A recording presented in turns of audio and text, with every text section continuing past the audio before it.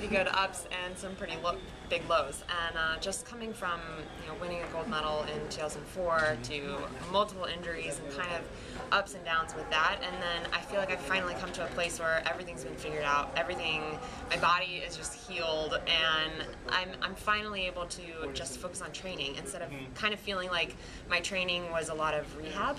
And while I was still getting better, because I was obviously working on things that were weak, and I think that was still helping me. But it's nice to just go in and know that I can push my body as much as I can in training and just really start to focus on fine-tuning, and that's kind of where I am now. I should have done the work already, and now we're fine-tuning and perfecting things. Did you ever consider stopping, or just is this worth it? I mean, not only some of the injuries you went through, you obviously had the heart condition you had, and then you've had some other issues too, like with food, or what I see with your stomach or something. Yeah, food allergies. Found out that I was intolerant to gluten and allergic to eggs, and I had a back injury and shoulder tendonitis for a while, and I never wanted to be like, hey, I have a stomach ache. I always felt like, I was just being a wuss. Like I needed to tough that one out.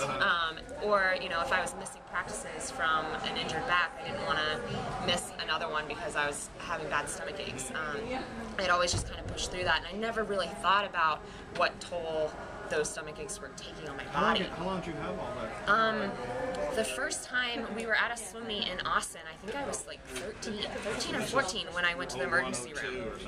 Yeah, and I didn't know why I was having such bad stomach aches, and we just assumed it was nerves, lactic acid, something to do with that. And so at the emergency room I ended up going like 3 times over the course of before we found out what it was, and no one ever told me what it was, and so it wasn't until the spring before Worlds that they found out I was gluten intolerant. The last Worlds in 11, or yeah.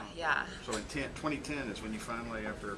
It was the spring of 2011, last year. Oh, spring before Worlds, so really? Yeah, the spring before Worlds. You went like 6, 7 years where you had no idea why I'm having stomach aches. Yeah. And you changed your diet all around, obviously? I did. I took out all gluten. I've taken out eggs. I avoid eggs like the plague.